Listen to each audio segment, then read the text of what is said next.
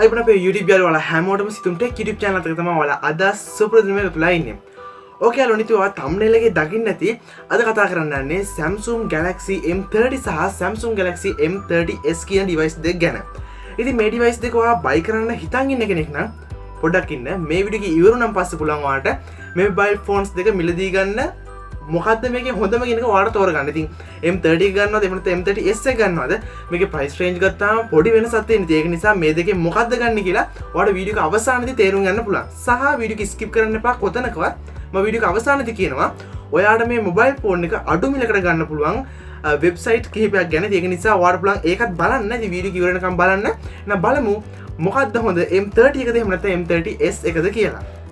ඕකේ යාළුවනේ මේ Samsung Galaxy M30 සහ Samsung Galaxy M30'S කියන device දෙකේ specifications අතර තියෙන සංසන්දනය ගැන කතා කරද්දී අපි මුලින්ම බලමු මේ M30 එකේ තියෙන body එක. මේකේ තියෙන weight එක සාමාන්‍යයෙන් gram 174ක් වගේ වෙනවා. ඒ වගේම මේකේ built වෙනවා මේකේ dual sim පහසුකම් අපිට බලා ගන්න අවස්ථාවක් තියෙනවා. glass front එකක් plastic back එකක් සහ plastic frame එකකින් මේ M30 එක අපිට බලා ගන්න අවස්ථාවක් තියෙනවා. Samsung Galaxy M30'S එක ගැන කතා කරොත් මේක gram 188ක් වගේ තමයි වෙන්නේ. ඒ වගේම glass front එකක් plastic back එකක් සහ plastic frame එකක් මේකිනුත් බලා ගන්න අවස්ථාවක් තියෙනවා.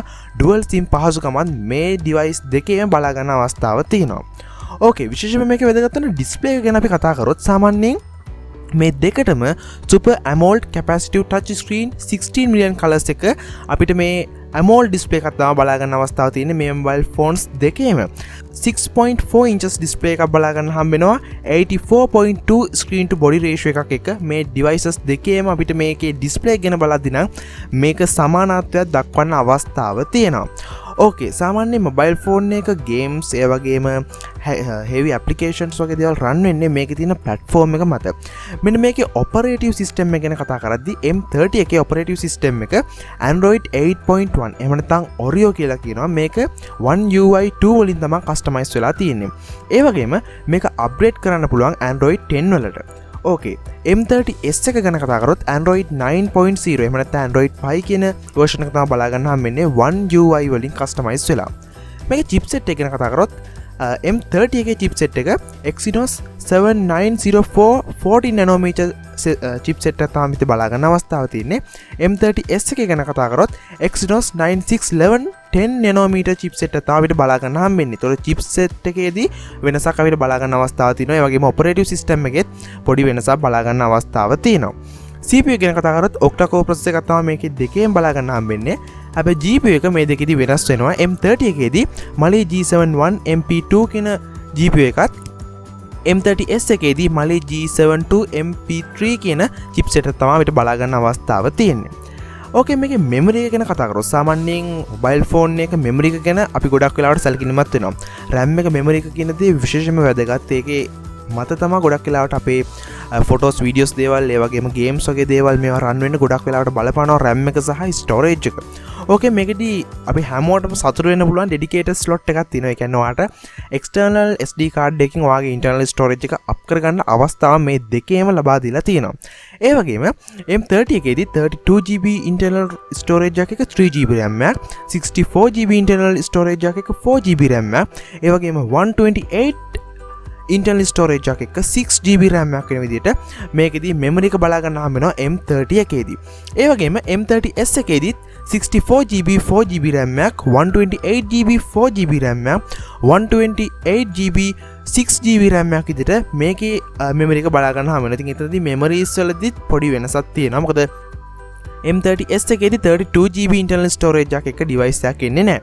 ඕකේ මේකේ memory එක ගැන කතා කරන් පස්සේ සාමාන්‍යයෙන් මේ වෙද්දි mobile phone එකක් අපි buy කරනවා නම් RAM එක storage එක කියන දේ විශේෂයෙන්ම සැලකිලිමත් වෙනවා.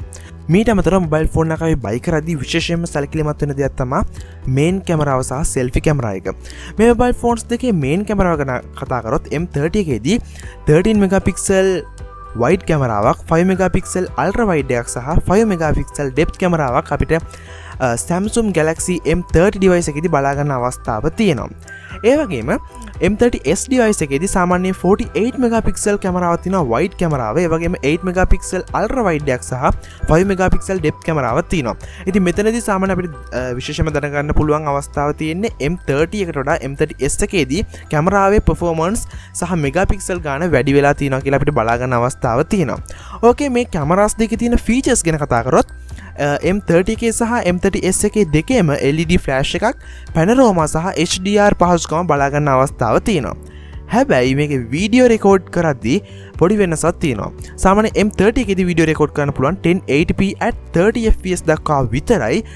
but M30's එකේදී 4K at 30 fps දක්වා 1080p at 30 fps දක්වා වීඩියෝ රෙකෝඩ් කරන්න අවස්ථාව තියෙනවා. 4K රෙකෝඩ් කරන්න M30's එකට අවස්ථාව තියෙනවා.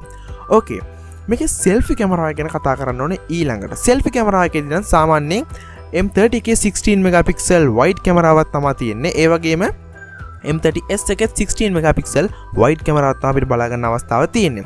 මේ දෙකේම HDR පහසුකම තියෙනවා. ඒ වගේම 1080p at 30 fps දක්වා සෙල්ෆි කැමරාව එකේ වීඩියෝ රෙකෝඩ් කරන්න අවස්ථාව තියෙනවා. මොබයිල් ෆෝන්ස් දෙකේම ලවුඩ් ස්පීකර් එකක් තියෙනවා. ඒ වගේම 3.5mm හෙඩ්ෆෝන් ජැක් එක මේ දෙකේම බලා ගන්න අවස්ථාව තියෙනවා. Bluetooth, GPS, USB 2.0 එහෙම නැත්නම් USB type C මේ හැම දෙයක්ම මේ ෆෝන්ස් දෙකේදී බලා ගන්න අවස්ථාව තියෙනවා. එතනදී නම් වෙනසක් අපිට බලා ගන්න අවස්ථාවක් නැහැ. ඒ දෙකම සමානතාවයෙන් බලා ගන්න අවස්ථාව තියෙනවා. ඕකේ මේකේ ෆීචර්ස් වල ගත්තේ මේ ෆෝන් එකේ සෙන්සර්ස් ගැන කතා කරද්දී මේ ෆෝන්ස් දෙකටම fingerprint sensor එක, accelerometer එක, gyro proximity සහ compass කියන sensors අපිට බලා ගන්න අවස්ථාව තියෙනවා. ඒ වගේම යනෝනේ මේ මොබයිල් ෆෝන්ස් දෙකේම කලර්ස් ගැන කතා කරොත් M30 එක black සහ blue කියන කලර්ස් දෙකෙන් ඔයාලට මිලදී ගන්න අවස්ථාව තියෙනවා.